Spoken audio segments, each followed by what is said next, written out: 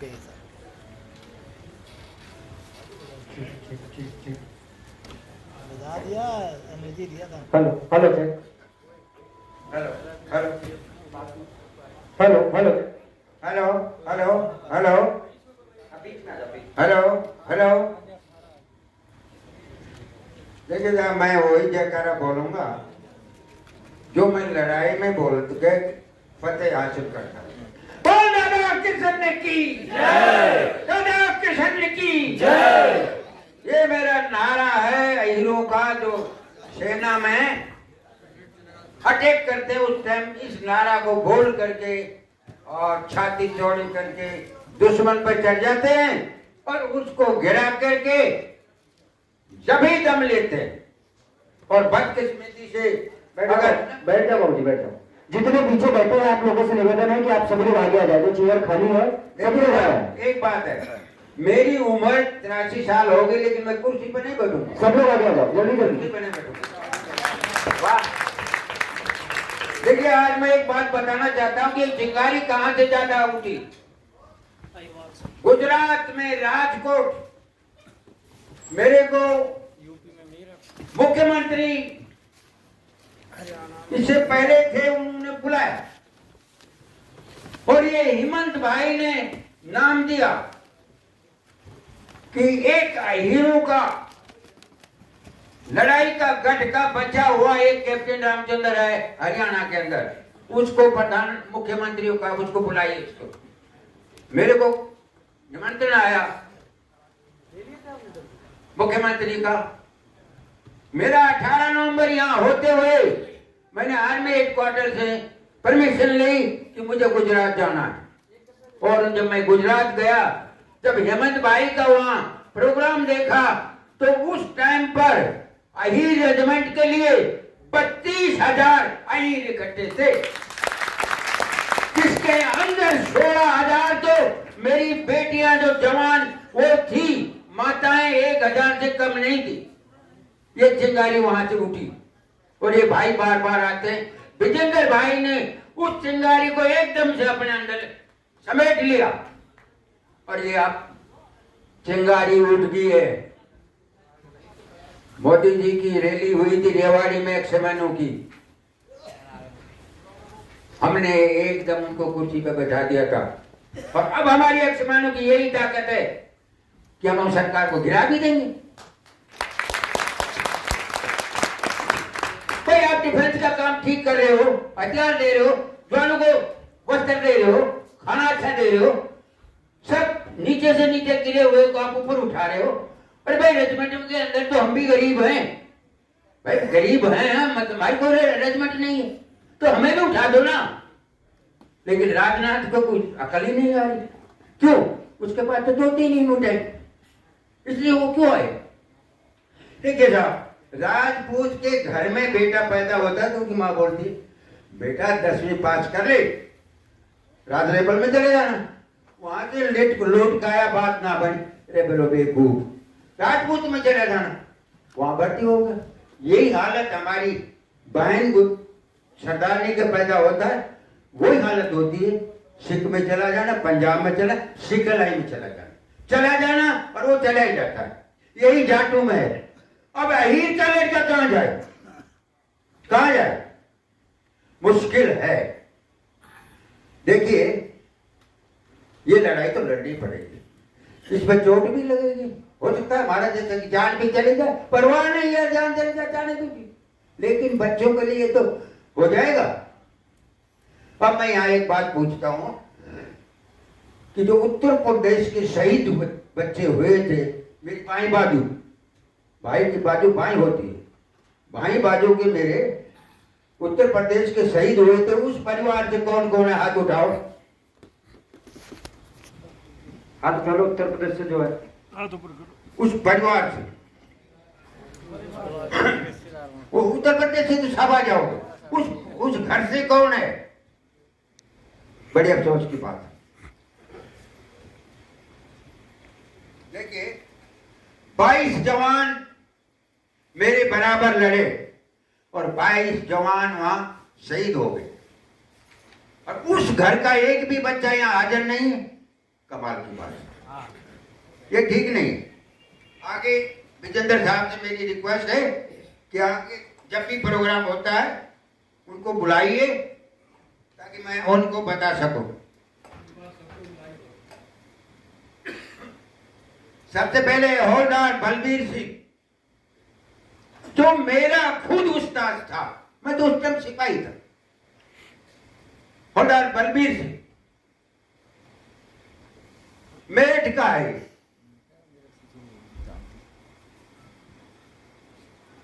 अब ये थोड़ी गलती कर दी मेरी पोती ने रखने में चश्मा, इनको नामों को पढ़, हाँ थोड़ी गलती हो जाती है, कोई बात नहीं है, वो चंचल है ना। अब ये दिल्ली में है, गुड़गांव में, अब मेरे पास तो कहाँ, पोता फौज में, बेटा फौज में, तो बार बार ये हुक्म मिलता है कि पापा मत जाया करो, आपको कब क्या हो जाएगा, क्या हो जाएगा, कौन है आपके साथ?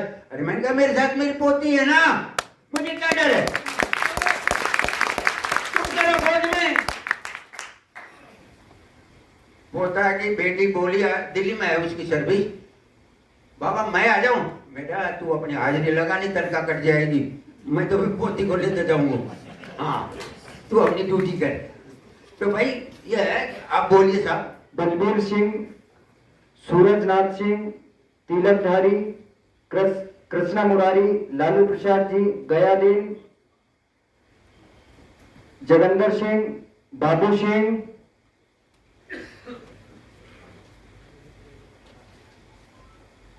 करण सिंह, रामपाल, सुल्तान सिंह जी, हरीश यादव जी, खेमकरण, उदयवीर सिंह जी, दयाराम जी, श्री कृष्णा जी,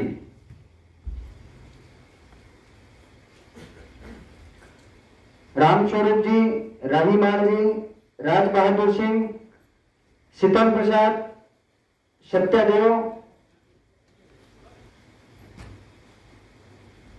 विश्वनाथ यादव, चंद्रपति यादव, ये 22 जवान मेरे साथ थे, और ये 22 जवान एक प्लेट में हम खाना खाते थे आराम से, कभी कोई भाई, कभी कोई भाई भाई। जब ये लड़ाई में मेरे से लथपथ खून मेरी बाजू में बराबर लेटे हुए, जब जवान को गोली लग जाती है ना, तो बाजू वाले को आग लग जाती है कि जब तक ये गोली आई है उसको नहीं खत्म कर दूं मुझे चैन नहीं आएगा। अब वही होता है। अब मैं एक बात बताता हूं कि उस टाइम के हालात तो आपको मालूम है कि आजाद हो गई थे, फिर कश्मीर का झगड़ा होगा, उसमें भी सब गोलमाल होगा, उसके बाद में चीनी हिंदू भाई भाई होगा, तो फौज को क्या करना था। अभी हमारे पास एक फार्म था, तो एक दफा इंदिरा गांधी आई, बोलो फौज की क्या जरूरत है, अपने फार्म में कमाएंगे और खाएंगे। मैंने कहा यार बड़ी गजब की बात होगी। जब लद्दाख की लड़ाई हुई तो हमको तो भेज दिया। अब ना हमारे पास बूट है, ना हमारे पास पतलून, ना हमारे पास कमीज, ना हमारे पास कोट पार का, ना हमारे पास बाला क्लियर, ना हमारे पास बैक स्लीपिंग, ना हमारे पास मैट्रेस। हमारे पास टोटल कंबल 3, एक दरी, ठंडा, एक गरम कमीज, एक गरम पतलून। हम इस हालत में चलो देश के लिए तो जाना पड़ेगा। माँ है जननी, माँ भूमि, इनके लिए तो जाना पड़ेगा हमको, और गए। अब हम पहुंच गए बारामूला से ले में, ले से हम पहुंच गए चसूल में। चसूल में जब हम पहुंचे तो देखा यार 2 कदम धरा तो सांस ना हो, लेकिन मेरी उम्र तो उस टाइम बहुत जवान थी ना, 57 का भर्ती था, 62 में युद्ध हो गया तो कोई बात नहीं, मैं तो यंग था। महसूस हुआ हमको आदेश मिला कि रजामला पे चढ़ेंगे, ठीक है साहब चढ़ जाएंगे। घोड़े वगैरह दिया, पानी दे दिया, उन घोड़ों पे राशन थोड़ा दे करके भेज दिया, हम चढ़ गए। अब वहां चढ़ने के बाद जवानों की तबीयत ऐसे खराब होगी कि बिल्कुल ही हालत डाउन हो गई। मेरी और निहाल सिंह है, अभी जिंदा है, वो थोड़ा ज्यादा उम्र का होगा, बोल नहीं सकता। मैं बोला निहाल क्या हो गया पलटन, वो जॉनू को बोले साहब थोड़ा मैंने कहा थोड़ा क्लाइमेट का है, नर्सिंग असिस्टेंट को बोला जल्दी जी। वो आया, मैंने कहा भाई तू धर्मपाल इनको देना दवाई वगैरह, बोल साहब से रात में ठीक हो जाए। हो गई ठीक, सब कुछ हो गया, मोर्चा बना लिया, तैयारी हो गई। कंपनी कमांडर खुश होकर के मेजर सद्दाम सिंह ने कहा रामचंद्र, मैं कहा साहब आज बड़ा खाना बनाओ, सब मोर्चा वगैरह ठीक होगा। जॉन ने बहुत मेहनत किया। मैंने कहा ठीक है साहब, मेरा तो काम है, मैं तो ऑपरेटर हूँ, पास कर दूंगा। और बटालियन से कहो कि भाई हमारे लिए सवेरे दूध दाद बढ़िया भेजे। लेकिन जब ये बड़ा खाना हो रहा था, उससे 25 दिन पहले हमारी क्या हालत थी, हम दाल बनाने लगे तो 8 घंटा तक वो दाल ना बनी कौन, क्योंकि ऑक्सीजन नहीं है तो दाल नहीं बनेगी। बिस्कुट से टाइम खाया हमने, फिर हमारे पास प्रेशर कुकर आया, तब जाकर के वो खाना बड़ा का आदेश हुआ, तब हम थोड़े खुश हुए कि भाई अभी हमारे पास है। वह 3 ही चीज नहीं जमती है, एक दारू, एक पेट्रोल और एक केरोसिन ऑयल। वो 3 चीज नहीं जमती है, बाकी सब जमती है। हालात चल रहा था, कपड़ा का रात को 2-2 जवान सोए, 8 कंबल घेर लें, लेकिन तब भी साहब सर्दी तो गांठ बांधे। आखिर जवान खड़ा ही हो जाए, अंगीठी के पास बैठ जाए और सब ड्यूटी टोटल बोला भाई सभी ड्यूटी देंगे, सो ही नहीं सकते इन कमरों के अंदर तो। लेकिन थोड़ा जल्दी करके आया हमारे पास सामान, तो स्लीपिंग बैग वगैरह थोड़ा सा ठीक हो गया। अब रहा 28 तारीख को 4 बजे हमने दुश्मन की हर हालत के लिए दिन में ओपी भेजते थे, रात में एलपी लगाते थे। दिन वाला हर हमेशा रिपोर्ट दे देता, मैं पलटन को पास कर देता था। उस दिन की रिपोर्ट थी कि 14 गाड़ी, 22 छोटी गाड़ी, 7 टैंक, 3 छोटी अटली की गन और 7 मीडियम गन आई। मैंने पास किया उनको। तो वहां से मैसेज आया, 1 हफ्ता पहले मैसेज आ गया था हमारे पास। मैं मैसेज लिख करके मैंने कहा मेरे साहब ऐसा आदेश हुआ है कि इस पोस्ट को छोड़ करके और पीछे आ जाओ। मैंने कहा ये जवान मानेंगे नहीं, बाकी तो ठीक है, मैं तो पास कर दिया आपको। उन्होंने बात किया बटालियन हेडक्वार्टर का कि ये आदेश क्या सही है? बोले आई फॉर्मेशन ऑर्डर है कि हाँ स्ट्रेंथ जो है ना कम है और खतरा ज्यादा है, ये पीछे वाली पहाड़ी पे आ जाओ। अरे पीछे वाली पहाड़ी पे आ जाएंगे तो 3 किलोमीटर का बीच में तो गैप है, मैदान है, दुश्मन तो चला जाएगा आराम से उसके लेक के अंदर और फिर कश्मीर चला जाएगा। उसने बोला ठीक है साहब आपका ऑर्डर है, मैं मानूंगा। मैं जवानों से पूछता हूँ। जवानों से पूछा, जवान बोला साहब क्यों बावड़ी बात करा साहब, क्यों हरियाणा वाला है ना साहब, क्यों बावड़ी बात करा था, घर बना रखा, सब कुछ बना रखा, बोल रहे हम नहीं जाएंगे पीछे, हम यहीं रहेंगे, यहीं रहेंगे। बोलो बात बता दो। वो सिग्नल को आदेश मिला, मैंने फट कह दिया श्रीमान हमारी कंपनी नहीं आएगी, यहीं रहेगी, ब्रिगेड कमांडर साहब को बता दो। ब्रिगेड कमांडर ने देखा कि भाई ये तो जांबाज बटालियन है, हाँ ठीक है बोलो भाई। और रात को 4 बजे दाहिनी तरफ से एक लाइट मशीन गन का लंबा फायर आया, लाल फायर हुआ, एकदम से हमें पता चलेगा कि दुश्मन आ गया, कंटेक्ट हो गया। मैं साहब बोला रामचंद्र कहाँ से फायर? मैंने कहा 8 प्लाटून के आगे तो फायर है, मैं अभी खबर ले लेता हूँ कमांडर। उन्होंने कहा कि देखो फायर आया, मैंने जवान को बुला लिया है, 8 आदमी थे, 5 मर गए, 3 भाग गए। मैंने कहा साहब ये मैसेज है और आप बात करें। मैं साहब बोला हरिराम साहब जिस दिन के लिए हम भर्ती हुए, जिस दिन के लिए हम कसम खाए, जिस दिन के लिए इस पोस्ट पर चले, उसको याद करते हुए आप तैनात हो जाओ। बोला साहब फिक्र ही मत करिए, दादा कृष्ण के औलाद हैं हम, आप चिंता मत करिए, चिंता मत करिए। इतनी देर में सूझाराम से 7 प्लाटून से मैसेज आया कि हेलो 3 रिपोर्ट में कहा बोलो ओके। बोलो भाई मैं साहब को बताओ हमारे सामने 400 दुश्मन चढ़ के आ रहे हैं, हम 18 पे थे, वो 14 से चढ़ के आ रहे थे। मैंने कहा मेरे साहब बात ये मैसेज आई। मेरे साहब ने कहा कि सुल्तान साहब बोला हाँ साहब 400 जवान हैं। बोला हाँ साहब गिन लिया? बोलो हाँ गिन लिया है, बर्फ में दांव दिखाई दे रहा है। तो क्या करोगे? बोलो जो करूंगा वो तो महाभारत में दादा कृष्ण ने करा वो करूंगा, और वही करा।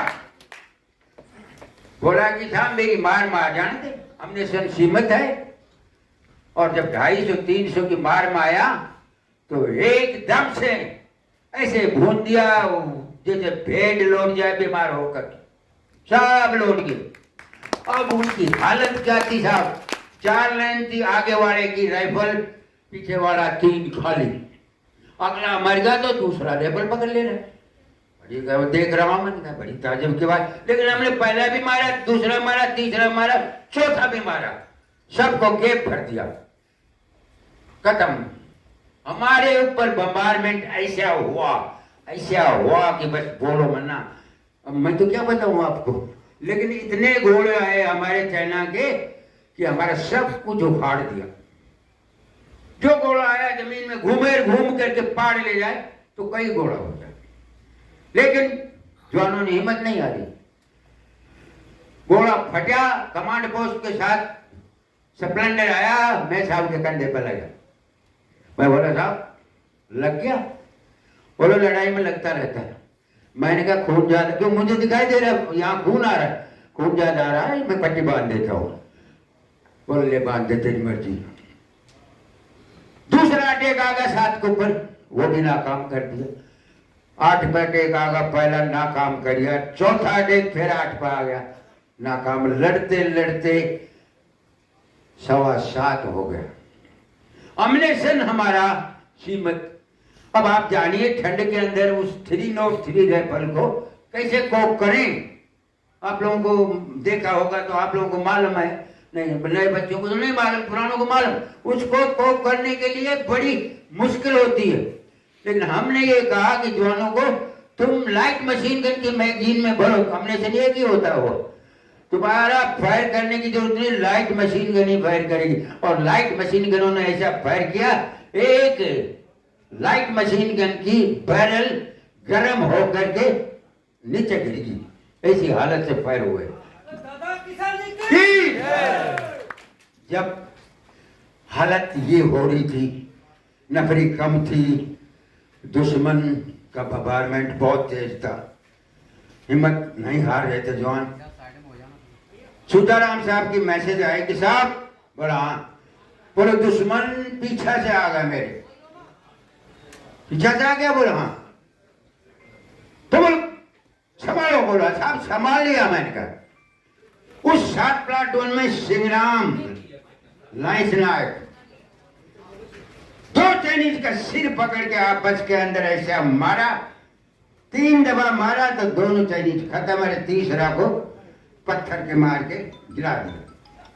चाइनीज के अफसर ने लिखा दी बेस्ट सोल्जर इंडियन, और उसकी छाती पर लिख करके रखा, और 7 राइफल और उस पर उल्टा हेलमेट रख दिया, और कम्बल उठा करके जब डेड बॉडी लाया तब हमने वो लेटर लिया। अभी आर्मी क्वार्टर में हमारे सेंटर में वो लेटर है।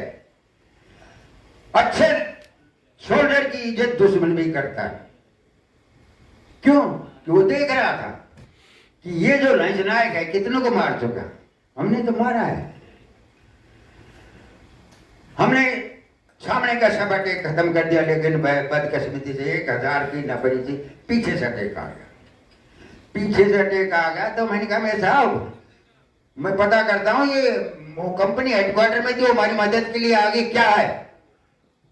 मैंने को लोमन का सब देखो, देख के बोले नहीं ये तो रामचंद्र घोड़े हैं, याक हैं, ये तो मैंने कहा सामने जो ना मैं देखूं, मैं थोड़ा सा नया हूं। मैं तो मैंने साहब ये तो चाइनीज हैं, चाइनीज है। तो वहां से मेरे को मौका मिला कि 3 इंच मोटर जो हमारे पास 3000 घोड़े थे, उनको आदेश दिया मेरे साहब ने कि 80 डिग्री पर फायर करो। अब 80 डिग्री पे तकरीबन अपने ऊपर आ जाता है। लेकिन बोलो हमारी परवाह मत करो, ये दुश्मन है तुम्हारी दाहिनी तरफ 500 गज पर। जब उनका फायर रिपीट फायर हुआ तब वो जा करके खिंडमिंड हुए कुछ, लेकिन वो 3-4 हथियार लगाने में रह गए, आर्टिलरी गन, मीडियम और लाइट मशीन गन। उन्होंने हमारे ऊपर अंधाधुंध फायर शुरू कर दिया। आरसीएल गन ने एक ऐसा फायर दिया कि हमारा हल्दर मेजर था हरपुल से, बहुत तगड़ा खड़गवासला से आया था, दिल का इंस्पेक्टर था, उसके यहाँ पैर में चला तो पैर अलग गया। वो बोला रामचंद्र सुन मेरी बात, मैं कहां से बोल। देखिए अगर आप जिंदा रहता तो मैं साहब की लाश या जिंदा दुश्मन को नहीं दे देना। मैंने कहा सवाल ही पैदा नहीं, सवाल ही पैदा नहीं, जो इतने मार दिए तो उनको मारेंगे। लेकिन हमको क्या पता था कि जो दीवड़ी आ रही है हमारे ऊपर चढ़ करके। मेरे साहब को इतना गुस्सा आया कि रामचंद्र तेरी राइफल दे। उस आरसीएल वालों को मैं समेटता हूं। मैं बोले साहब आप रहने तो, आप लेटे रहो, उठो मत, फहरा रहा है बहुत तगड़ा। बोलो नहीं, जोश इतना था, उठा और राइफल ली और फायर ऐसा हिट किया कि वो चाइनीज चित गया। लेकिन जो जोश था मेरे साहब का, माना नहीं मेरी, फिर खड़ा होगा और एक लंबा पुरुष आया एमएमजी का, वो यहां टिका और उसकी गोली भी अंदर गई, जो खुद की गोली थी वो भी, और पूरा पुष्ट अंदर गया। मेरी बराबर में तो लेटा हुआ था, मैं उठ करके वो मैं बोला आप उठो मत साहब, लेकिन वो माना नहीं। वो बोला मैं होल्डर मेजर को देखता हूँ। मैं बोला साहब मैंने देख लिया, पाव एक चला गया, उसने कह दिया रामचंद्र मैं तो गया। और अब वो हालात ये हो गई, मेरे साहब भी अचेत हो गया। अब तो बहुत मुश्किल हो गई। थोड़ा होश आया था, बोला मेरे साहब रामचंद्र मेरी बात सुन। मैं हाँ, बटालियन में चला जा, जाके पता कंपनी ऐसे लड़ी। अगर तुम बटालियन हेडक्वार्टर में कर्नल साहब को मालूम नहीं होगा तो जो कहेगी कंपनी सुत्ती कटी है, भाई सुत्ती कटी। मैं बोला साहब बिल्कुल आपको छोड़ के नहीं जाऊंगा।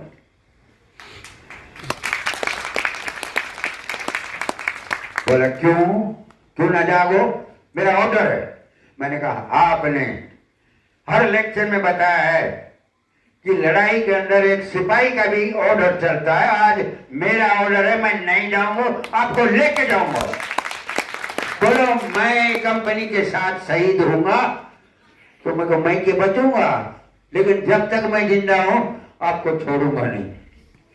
हालत ऐसी थी साहब कि दुश्मन हमारे ऊपर रन करेगा, ये नहीं पता ये हमारी लाश है कि दुश्मन की लाश। मैं सच बताता हूं कि वो माहौल को जब देखा 3 महीने के बाद दिल्ली वाले चक्र आ गए। मौका उठता हूं तो दुश्मन का फैर आ रहा है 7 प्लाटून से, क्योंकि वो ऊंचाई पे मैं थोड़ा नीचे पे, उनका फैर आ रहा। लेकिन मैंने मौका देख के और मेरे साहब को लेटा हुआ के ऊपर लेट के बांध भर के प्लाटी मारी 5। उसके बाद ढलवान था, मेरे साहब को 1 किलोमीटर नीचे गया, देखा तो मेरे साहब की जान निकल चुकी थी। टाइम हो गया था 8:15 का, क्योंकि उनके पास नबज घड़ी थी, वो बंद हो चुकी थी। मैंने कहा भाई मेरे साहब तो खत्म हो गया। अब एक पत्थर था वहां रखा, बर्फ से दबा दिया कि नीचे जाना है, जब हमारा बेस है राशन आता है वहां क्वार्टर होगा, 2-4 सिपाही होगा, मेरे साहब की लाश को ले जाएंगे। मैं नीचे गया तो हमारा स्टोर में ही आग लग रही, जल रहा वो। मैं बोला भाई यहाँ से तो मामलो गड़बड़ हो गया, जल गया सब कुछ, राशन पानी सब कुछ, इसका मतलब गए हो। तो जीप आ गई, जीप मेरे को बोला रामचंद्र होगा, और मैं भाई मेरी सुनो रहे, मेरे साहब है कि शैतान सिंह साहब ले आते, और बोले साहब आप जीप में बैठ जा बेटा, क्योंकि मैं सिपाही था उस टाइम, क्या करोगे? अरे पलटन में चलना आपको। कर्नल के पास गया, कर्नल रामचंद्र आ गए। मैं कौन है? बोले रामचंद्र ऑपरेटर। अच्छा वो ठीक है बैठे थे, मैं आता हूँ। वो बैठा जीप में चले गए ब्रिगेड कमांडर साहब पर। ब्रिगेड कमांडर साहब के पास में बातचीत हुई हमारी। बोला रामचंद्र क्या हालात है कंपनी का? मैंने कहा साहब कंपनी शहीद होगी, दुश्मन का क्या, मैं कहा दुश्मन का 1350 का नुकसान होगा, 8 अफसर शामिल है उसमें। बोले रामचंद्र क्या कह रहा है? मैंने कहा मैं कह रहा हूं साहब, मैं कमांड पोस्ट के ऊपर था। तू खूनम खूनी हो रहा, तेरे कहाँ लगी? मैंने कहा मेरी तो मामूली लगी है, ये खून में साहब का है। मैंने कहा मैं साहब, मैंने कहा मैं साहब को क्या दुश्मन को तोड़े दे दूं? मैं नीचे ले आया वो डॉक्यूमेंट, मैंने कहा सारे जला दिए डॉक्यूमेंट, जो भी सीक्रेट डॉक्यूमेंट सारे जला दिए मैंने। शाबाश। मैं बोला साहब एक मेरी प्रार्थना मगर एक कंपनी मैंने दे दो तो इस पोस्ट को अभी ले लेता हूँ, क्योंकि दुश्मन घबराया हुआ है और पोस्ट को ले। बोला रामचंद्र यहीं रहने दो, क्योंकि हमारे पास नफरी नहीं है, आगे से आदेश ये है कि जहां जमे हुए वहीं जमे। मैं ऐसे पर आदेश तो आपका मानना पड़ेगा। ठीक है मैंने कहा। 1 महीना बाद मेरे को दिल्ली बुला लिया, इंटरव्यू हुआ मेरा। हमारे 3 अफसर, जनरल साहब, ब्रिगेडियर, कर्नल साहब, राजदूत अमेरिका का, 4 सिविल इंटेलिजेंस, 3 सीबीआई का, इसी तरीके हॉल में बैठा। मेरे को अंदर ले गए। मैंने कहा था क्या करना है? बोलो चलो तो सही ना। मैंने कहा चलो, मैं वहां लेके आता भाई, जनरल कर्नल साहब बैठे। हाँ रामचंद्र क्या हुआ, लड़ाई का? मैंने कहा लड़ाई साहब? हाँ बोलो साहब लड़ाई ऐसे हुई। रंतांत से बताता रहा है तो बीच में बोला रुक। ब्रिगेड कमांडर से बोला है तेरा कोर्ट मार्शल हो जाएगा। मतलब क्यों? इतने आदमी को कैसे मार सकते? मैं बोला था मैं 14,000 से चल के आऊंगा, आप मेरे को नहीं मार सकते क्या? बोला नहीं, ये मेरे को जटिल नहीं, तेरा कोर्ट मार्शल होगा। इसका मतलब मैंने कहा इस फ्रॉम सर्विस सिविल जेल? बोला हाँ। मैंने कहा ये कभी नहीं होगा, मैं वापस मुड़ के चलने। बोलो जाओ मत, ठहरो। हाँ मैं बोलो आप तो सर बात ही ऐसी करते हो मेरे साथ। चल साहब बोल नहीं बेटे ठहर, बेटा ये बताओ कितने जवान कैद हो गए? मैंने कहा साहब मैं एक बात बताता हूँ, या तो 3 या 4। वो जवान वही कैद हुए जिनके पैरों में फ्रोज बाइट हो गया था, वो चल नहीं सकते थे, वो गुठलियां ही पेशाब करते थे, रोटी उनको हम ही ला के खिलाते थे, बाकी कोई नहीं। पक्की बात है? मैंने कहा पक्की बात है। ठीक है बोला। आगे मैं पलटन। सन 63 के अंदर फरवरी में आदेश मिला कि भाई लाशों को ला सकते हो। चाइना तो ले गई थी, उनके काबू में आ गया था वो रजांगला, ले आ सकते हो बोलो। टीम आ गई, वही टीम आ गई, दिल्ली वाली पहुंच गई। कर्नल साहब बोला भाई रामचंद्र आप आज वो टीम आ रही है, मेरा तेरे हाथ में। हरमान का साहब चिंता क्यों करते हो, वो हीर हैं और बहादुर है, आप उनके कमांडर रह चुके हो, चलने तो क्या उनको? चलने के लिए जब वो गए तो हम तो वहां के वाले हो गए तो फटाफट जा रहे थे, वो खड़े होकर के कभी बोले क्योंकि सांस नहीं आ रहा है। और दिस फ्रॉम मेरा जो मैं साहब था वो बोला रामचंद्र आज तो ये क्यों नहीं आ रहे दिल्ली वाले? अरे बोलो सांस नहीं आ रहा है इसको, और दिल्ली में तो बड़ी बातें कर रहे थे। बोलो कोई बात ना, आस्ता आस्ता। मैं साहब के पास पहुंचा तो इंटेलिजेंस के अफसर ने हाथ में डाला, मैंने हाथ से पकड़ लिया। मैंने कहा नहीं साहब पहले वो फाइल निकालो। मैंने दिल्ली में स्टेटमेंट दिया था, वो फाइल निकाली। अब मैंने कहा देखो ये खत्म हो गया है, ये दस्ताना रहा, ये मेजर साहब रहा, ये पत्थर रहा, ये खून रहा, 4-5 ठीक है? और ठीक है। मैंने कहा शिव साहब बोला भाई ये जयपुर के लिए इसको घोड़ा पे ले जाओ, जयपुर जाएगी लाश। मैंने कहा था पहले इसका पोस्टमार्टम होना चाहिए, अंदर गोलियां हैं। मेरे साहब की खुद की ठीक है बोले। ऊपर जब पोस्ट पे गया, जब जवानों का हालत देखा तो हर जवान के हाथ में टाइगर और हाथ में ऐसे गोला करता हुआ छाती में गोलियां, 25 एक जवान को।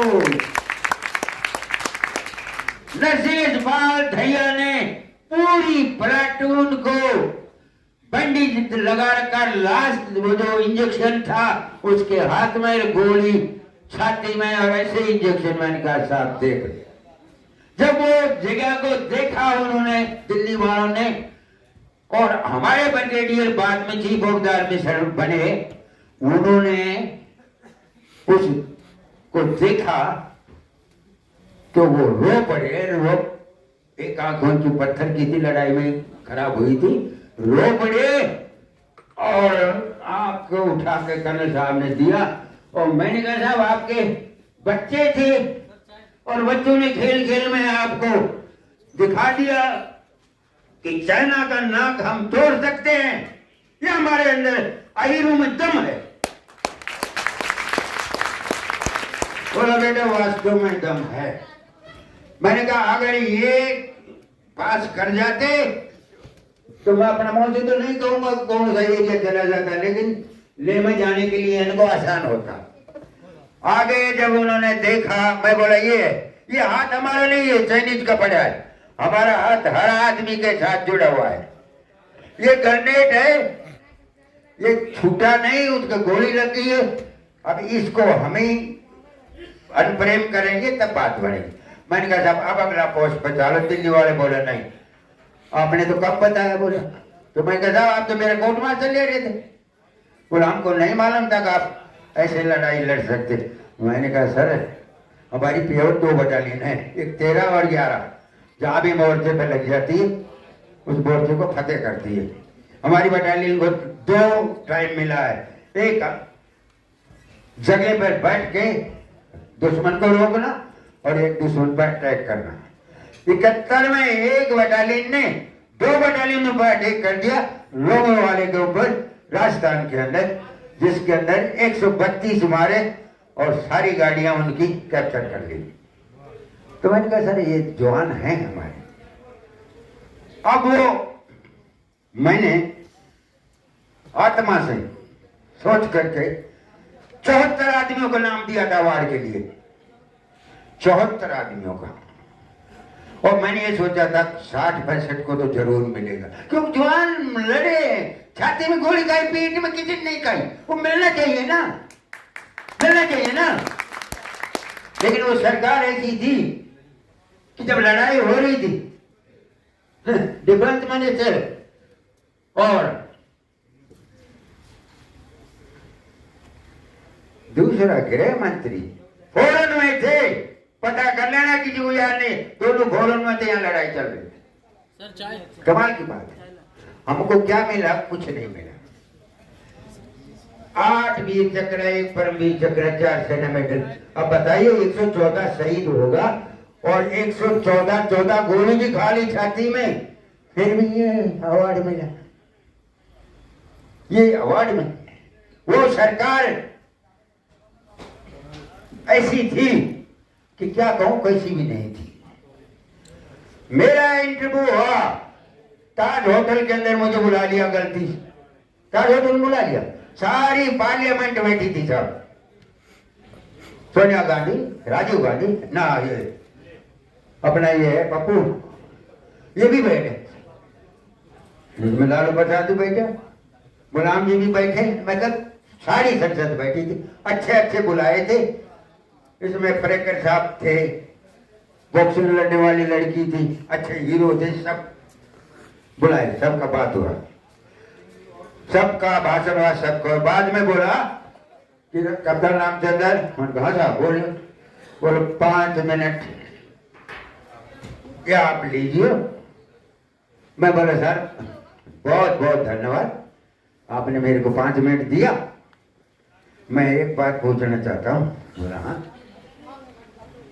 जो 1350 आदमियों को मार सकता है, उस आदमी के लिए आपने 5 मिनट दिया, ये आपका माइक वापस लो, मेरी तरफ से आपका धन्यवाद।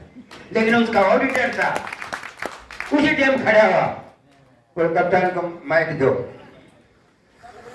बोलो साहब जितनी देर बोलना। मैंने कहा हाँ आप आएगा मजा। मैंने कहा सबसे पहले मैंने कहा मैं सरकार मुझे ये बताए कि जो रजंगला की लड़ाई है हम तो जीतते हैं, वो हमारी फाइल क्यों दबा रखी है?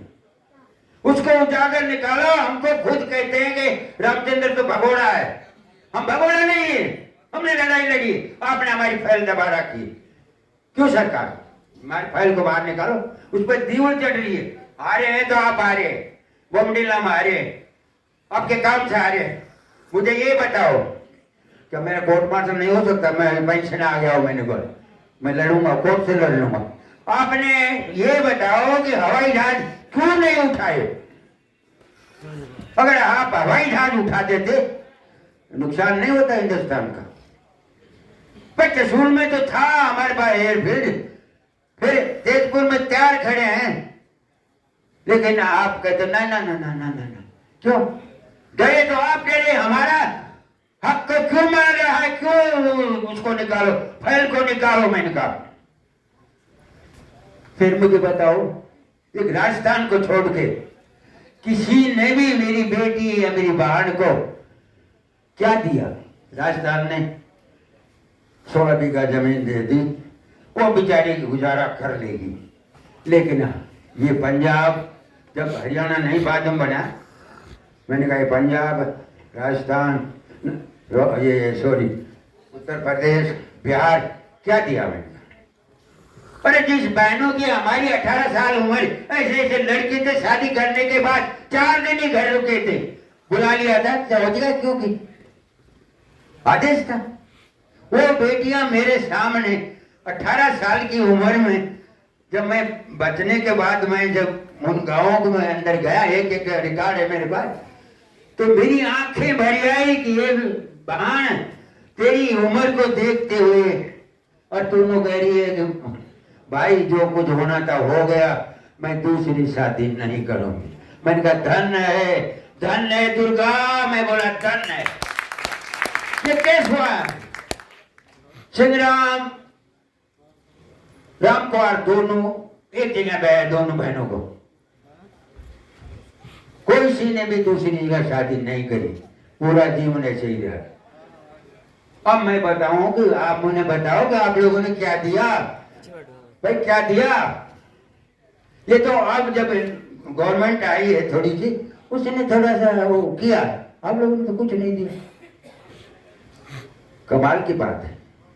एक सैनिक को संभालना चाहिए आदमी को। मैं आपको बताऊं कि ये यही रेजिमेंट बनेगी, और बाकी इनसे कहता हूं बनेगी, लेकिन बनाएंगे हम ही।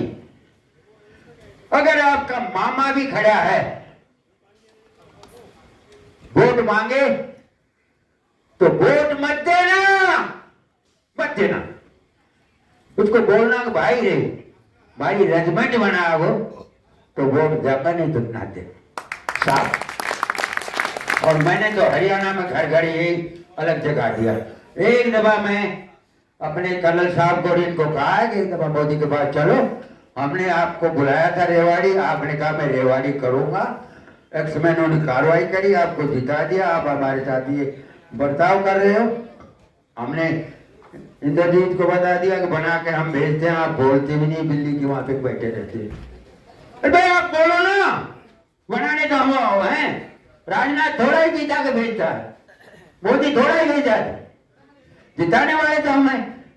तुम बोलो संसद करने, तुमको निकाल देंगे, निकल आओ, इस्तीफा दे दो। कमाल की बात।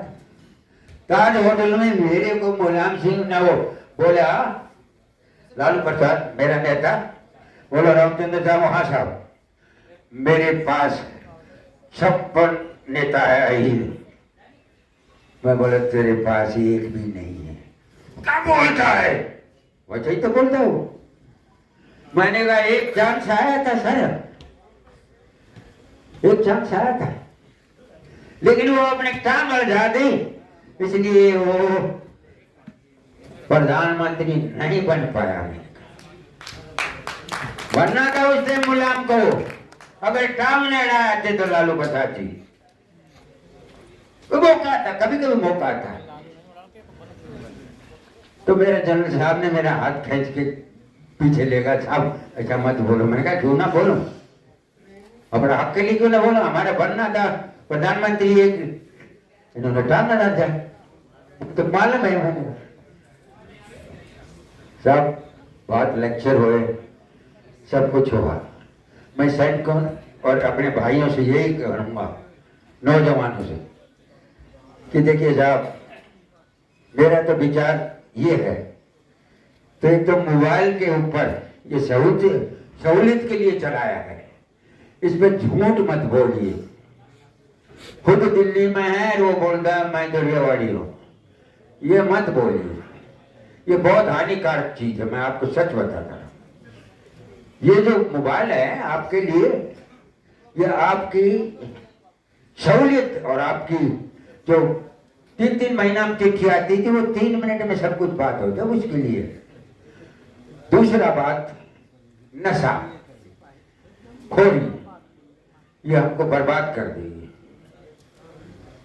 तीसरा, ये गुटखा है ना, या मुझे तो पसंद तो नहीं, बगल आप लोग शायद छोड़ ही दोगे, इसके बाद कुछ तो छोड़ देंगे, ये भी अच्छा नहीं, कैंसर होता है। हाँ सच बताता हूँ मैं, तो मान जाओगे। ओहो, क्या क्या हालत हो जाती है नशे के, क्या क्या बोल जाता है, बाप को भी बोल जाता है, बाप को भी बोल जाता है। मैं देखता हूँ पड़ोस के अंदर क्या क्या बोल जाता है। ऐसा मत करें। चौथा पॉइंट मेरा ये है कि बच्चों को पढ़ाई लिखाई बहुत अच्छी तरह करना।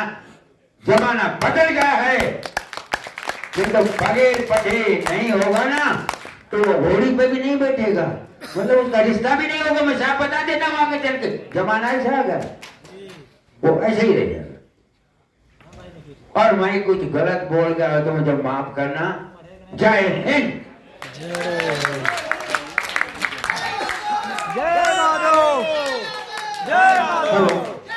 तालियां इतनी कमजोर है मित्रों, एक बार सभी लोग अपने स्थान पर खड़े होकर जोरदार तालियां बजाकर हमारे सम्मानीय रामचंद्र कैप्टन साहब का अभिनंदन करें कि पुरानी कश्ती को पार लेकर भगत सिंह का हुनर गया है।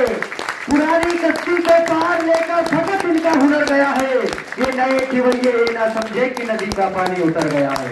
पूरा सदन जोरदार तालियां बजाओ एक बार आप सभी। 1962